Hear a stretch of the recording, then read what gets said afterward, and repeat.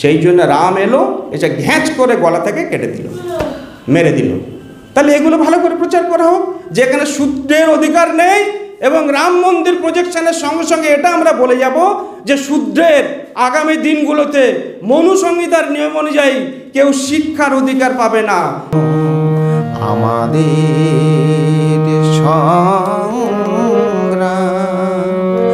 সংবিধান বাঁচাবার জন্য, আমাদের সংগ্রাম সংবিধান বাঁচাবার জন্য। সাংবিধানিক শুভেচ্ছা এবং হার্দিক অভিনন্দন জানিয়ে আমি আপনাদের সঙ্গে কয়েকটা কথা শেয়ার করতে চাইছি। আজকে জানেন আমরা এখানে কেন মিলিত হয়েছি।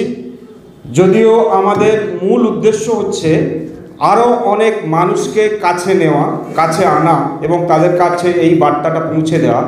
আপাতত আমরা যে কজন উপস্থিত আছি তাদের মাধ্যমে এই বার্তাটা আমরা চতুর্দিকে ছড়িয়ে দিতে চাই। প্রত্যেকটা কাজের একটা প্রেক্ষিত থাকে। কোনো একটা জায়গাতে যেমন একটা কবিতা, চাঁদ নিয়ে একটা কবিতা, তো চাঁদ কারোর কাছে মনে হতে পারে রোমান্টিক, ও চাঁদ সামলে রাখো জোছনাকে। আবার সেই চাঁদকে দেখে সুকান্ত ভট্টাচার্য বলছেন, ক্ষুধার রাজ্যে পৃথিবী গদ্যময়, পূর্ণিমার চাঁদ যেন ঝলসানো রুটি। একটা ক্ষুধার্ত বাচ্চার কাছে চাঁদটা কোনো রোমান্টিক বিষয় নয়, চাঁদটা তার কাছে একটা রুটির মতো, সে সব কিছুতেই খাবার দেখতে পায়। তো যখন এই দুটো কবিতা, একটা গান একটা কবিতা দুরকম হচ্ছে, তার একটা ব্যাকগ্রাউন্ড থাকে। তা আজকের এই যে সংবিধান বাঁচাও, প্রতিকণ্ঠে সংবিধান, এই যে অনুষ্ঠানটা করানো হচ্ছে, তারও একটা প্রেক্ষিত আছে, ব্যাকগ্রাউন্ড হচ্ছে, উদ্দেশ্য আছে। নিশ্চয় তার আগে এমন কিছু ঘটে গেছে যার জন্য, বা ঘটতে চলেছে যার জন্য আমাদের এই অনুষ্ঠানটা করতে হচ্ছে। সেটা কি আপনারা জানেন, চতুর্দিকে পোস্টার আছে, হিন্দু সনাতনী ধর্ম প্রতিকণ্ঠে বা 1 লক্ষ কণ্ঠে গীতা। আবার ওদিকে সামনের এই 22 তারিখ না 24শে জানুয়ারি উদ্বোধন হতে চলেছে রাম মন্দির। তবে দুটোতেই কিন্তু থেমে নেই, একটা পক্ষ একটা বিরোধী পক্ষ। আপনারা যদি দেখেন যে একজন ধর্মের ডোজ দিতে চাইছে, তার যে বিরোধী পক্ষ, তথাকথিত বিরোধী পক্ষ রাজনীতির ক্ষেত্রে, সরাসরি আমি নাম নিচ্ছি না কিন্তু আপনারা ভালোভাবেই বোঝেন, যারা রাম মন্দিরকে প্রজেক্ট করতে চাইছে, আপনাদেরকে উপহার দিতে চাইছে, বা এই যে গীতা পাঠটা আপনাদেরকে উপহার দিতে চাইছে, তার বিপরীতে কি করা হচ্ছে? তারা কিন্তু সংবিধান আপনাদেরকে উপহার দেবে না।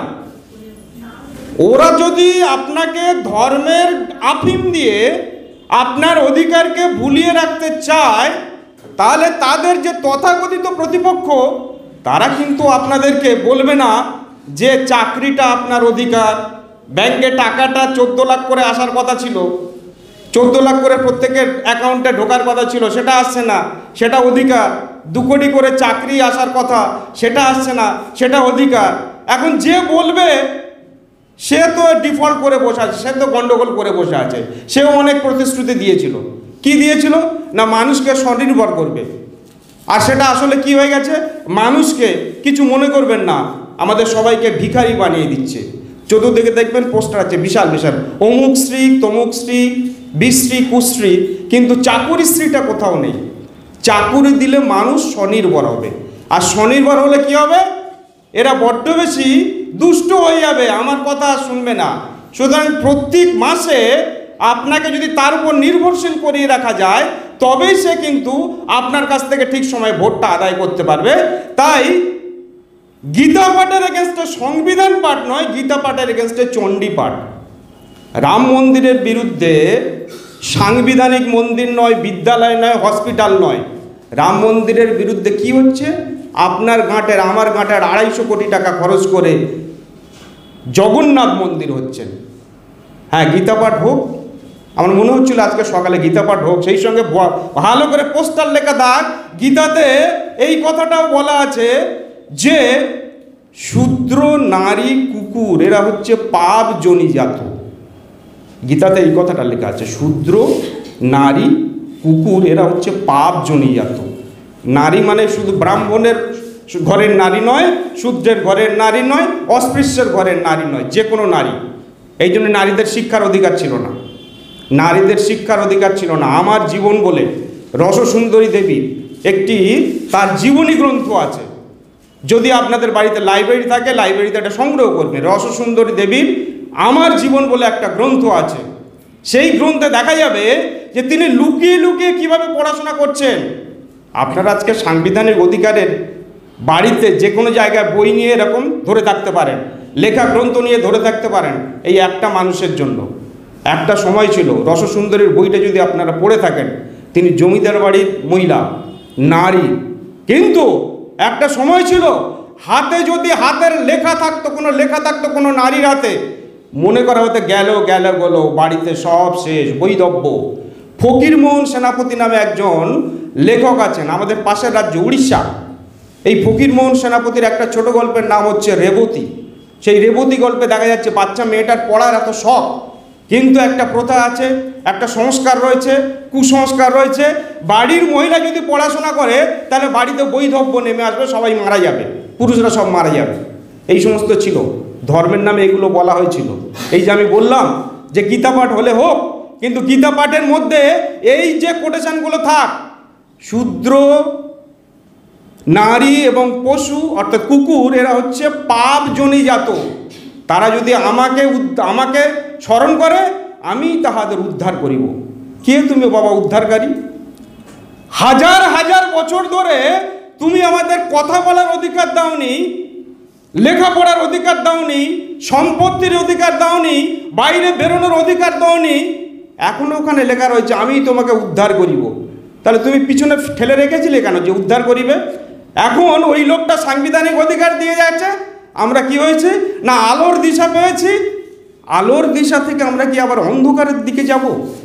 ওই কি গীতার যে বাণীটা আছে সেই বাণীটাকে আমরা মেনে চলবো? শূদ্র, নারী এবং কুকুর হচ্ছে পাপ জনিজাত, তাকে উদ্ধার করার জন্য যাকে কোনোদিন চোখে দেখিনি, কানে শুনিনি, তিনি এসে উদ্ধার করবেন। গীতার বাণী যদি হয় এটা হোক। এবার গীতা পাঠের এগেনস্টে কী করা হবে না চণ্ডী পাঠ করা হবে, সাংবিধানিক অধিকার কিন্তু দেওয়া হবে না। হ্যাঁ, সেই সত্যজিৎ রায়ের বইয়ের সেই ওরকম আছে না যে যে যত জানে কম সে মানে।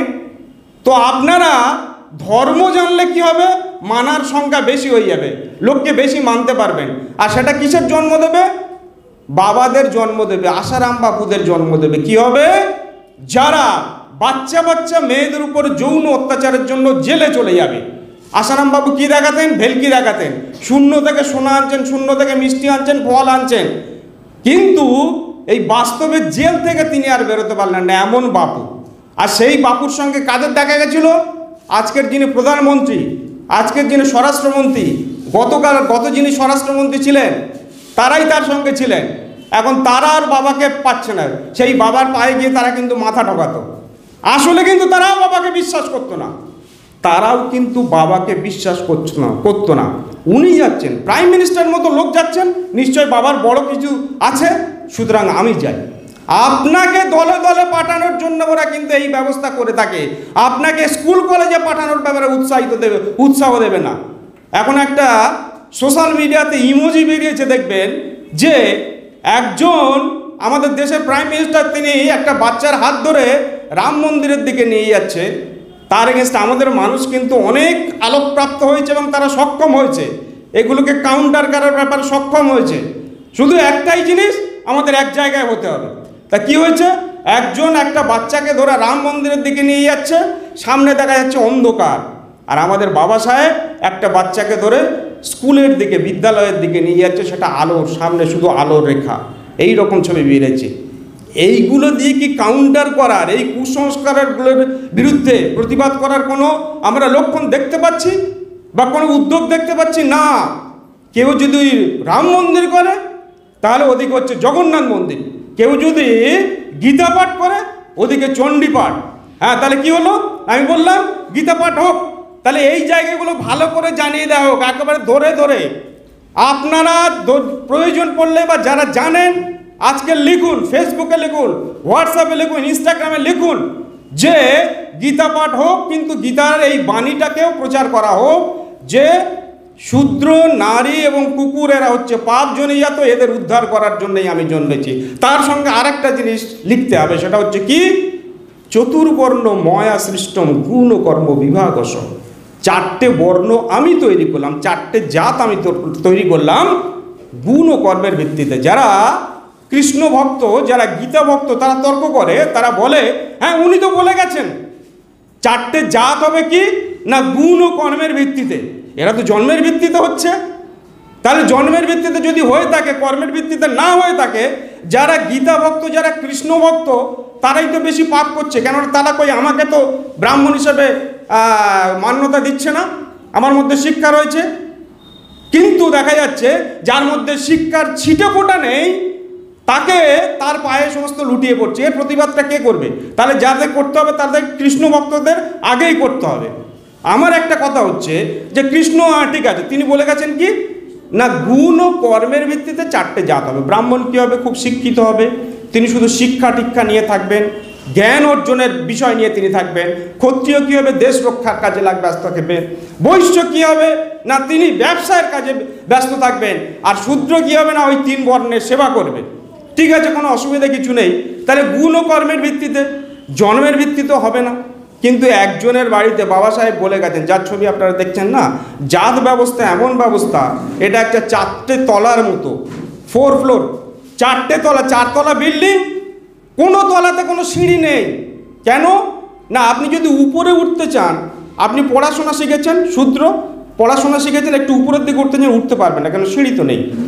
তাহলে কি হলো না একজন মহান মানুষ হওয়ার, আর তাকে যদি ভগবান হিসেবে কল্পনা করা যায়, তাহলে তার প্রথম গুণ যেটা থাকা উচিত কি দূরদৃষ্টি। দূরদৃষ্টি একটা জিনিস কবে, এই যে বাবা সাহেবের ছবি দেখছেন না, তিনি বলে গেছিলেন একটা সমাজের উন্নতি আমি পরিমাপ করি সেই সমাজের নারীদের উন্নতি দেখে। নারীদের উন্নতি দেখে।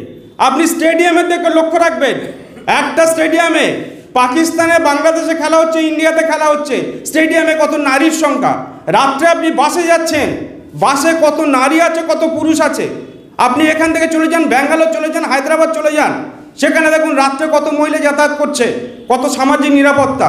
তার মানে কি নারী যেখানে উন্নতির জায়গাতে নেই, সামাজিক নিরাপত্তা নেই, সেই সমাজকে তিনি উন্নত বলছেন না।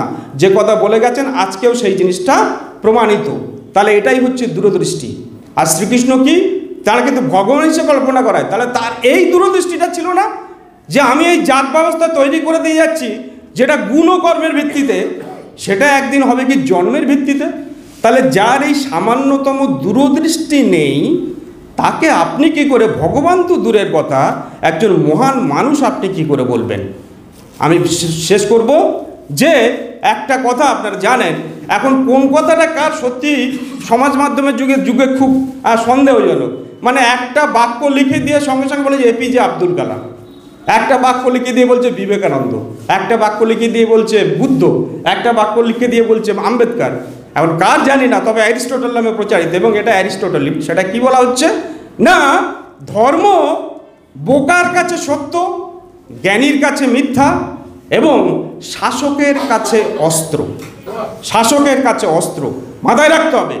কোনো শাসক যদি অধিকার এবং সাংবিধানিক এই ব্যাপারগুলো দিকে ধ্যান না দিয়ে আপনাকে শুধু ধর্মের ডোজ দিয়ে যায়, ধর্মের ডোজ দিয়ে যায়, বুঝতে হবে যে পিছনে কোনো, একেবারে সেই এখনকার ল্যাঙ্গুয়েজটা বলতে আমি বাধ্য হচ্ছি, পিছনে কোনো ঘাপলা আছে। আপনাকে নিশ্চয় পিছন থেকে শোষণ করা হচ্ছে, নতুবা এইরকমভাবে ধর্মকে প্রজেক্ট করা যায় না। সংবিধানেই বলা হয়েছে মানুষের সাংবিধানিক অধিকার হচ্ছে, মানুষের দায়িত্ব হচ্ছে কুসংস্কারের বিরুদ্ধে লড়াই করা এবং মানুষকে বিজ্ঞান মনস্ক করা। আর এখানে রাষ্ট্র থেকে টাকা পয়সা খরচ করে কি করা হচ্ছে না, সেখানে মানুষকে ধর্মমুখী করা হচ্ছে। আমি তো এখানে গীতার কথা বললাম যে গীতা পাঠ হোক, কিন্তু গীতার সঙ্গে সঙ্গে ওই দুটো শ্লোক দেওয়া হোক, সেখানে নারীদের কি চোখে দেখা হয়েছে, শূদ্রদের কি চোখে দেখা হয়েছে, এবং তার সঙ্গে সঙ্গে ওদিকে চলে যান রাম মন্দিরে, রাম মন্দিরের দেওয়ালে বড় করে লেখা থাক এখানে ভগবান রামচন্দ্র শূদ্র সম্মুখকে হত্যা করেছিলেন শিক্ষা গ্রহণের অপরাধে। আপনারা যদি একটুখানি রামায়ণ কানে দেন তাহলে দেখতে পাবেন যে সেখানে সম্মুখ, তাকে তো লেখাপড়া শেখানো হয়নি, সে নিজে থেকে লেখাপড়া শিখেছিল। আপনারা একলব্যের কথা শুনেছেন, তাকে ব্রাহ্মণ দ্রোণাচার্য সে কিন্তু বিদ্যা শিক্ষা দিচ্ছে না। কেন না, শূদ্রকে অস্ত্র শিক্ষা দেওয়ার অধিকার নেই, সেই জন্যে একলব্যকে অধিকার দেওয়া হলো না। উপরন্তু একলব্য নিজে থেকে যখন শিক্ষা গ্রহণ করলো, আমি বিএড ডিপার্টমেন্টে চাকরি করি, আমি শিক্ষণের কাজে ব্যস্ত আছি, তো আমি ভবিষ্যৎ শিক্ষকদের একটা কথা বলি এবং লার্নার্স যারা আছে তাদের একটা কথা বলি, যদি কোনোদিন শিক্ষার্থী হতে চাও একলব্যের মতো শিক্ষার্থী হও, যেখানে গুরু তোমাকে অপমান করলেও, গুরু তোমাকে সহযোগিতা না করলেও নিজের চেষ্টাতেও তুমি গুরুর সমকক্ষ হবে, গুরুর সমকক্ষ বা অন্য শিষ্যের সমকক্ষ হবে। সেই একলব্য কি করলো, নিজে থেকে শিক্ষা গ্রহণ করলো, তার আঙুল কেটে নিল। আর আমরা এই যে রাম মন্দির হচ্ছে, সেই রামায়ণে আমরা কি দেখতে পাচ্ছি না, সম্ভব শূদ্র সে নিম্ন বর্ণের হওয়ার জন্য, এবং সেটা সত্ত্বেও সে যেহেতু শিক্ষা গ্রহণ করেছে, সেই জন্য রাম এলো, এসে ঘ্যাঁচ করে গলা থেকে কেটে দিল, মেরে দিল। তাহলে এগুলো ভালো করে প্রচার করা হোক যে এখানে শূদ্রের অধিকার নেই, এবং রাম মন্দির প্রজেকশনের সঙ্গে সঙ্গে এটা আমরা বলে যাব যে শূদ্রের আগামী দিনগুলোতে মনু সংহিতার নিয়ম অনুযায়ী কেউ শিক্ষার অধিকার পাবে না, কেউ সম্পত্তির অধিকার পাবে না, কেউ অস্ত্র গ্রহণ করার অধিকার পাবে না। আপনার বাড়ির আমার বাড়ির ছেলেমেয়েরা যে পুলিশ টুলিশ বা ডিফেন্সে যে কাজ করছে না, বিএসএফ টিএসএফ কাজ করছে, মনু সংহিতাতে কিন্তু বলা আছে যে সেখানে কি হবে না, এদেরকে এই অধিকারগুলো দেওয়া যাবে না। শিক্ষার অধিকার, সম্পত্তির অধিকার, অস্ত্রের অধিকার, বাক স্বাধীনতার কোনো অধিকার থাকবে না, যে অধিকারগুলো দিয়ে গেছেন ডক্টর বি.আর. আম্বেদকর তার সংবিধানের মাধ্যমে আমাদের সবার জন্যে। আজকের আমরা যেখানে আলোচনাটা করতে পারছি, আজকে যদি মনু সংহিতার নিয়ম অনুযায়ী এটা চলতো তাহলে সেটা হতো না। এই যে এখানে দেখতে পাচ্ছেন একজন বাবা,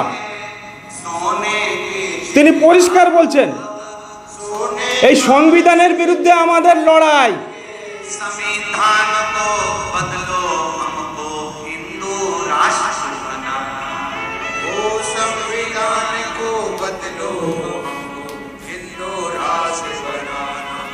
তাহলে হিন্দু রাষ্ট্র করার জন্য কি করতে হবে, আগে সংবিধান বদলাতে হবে।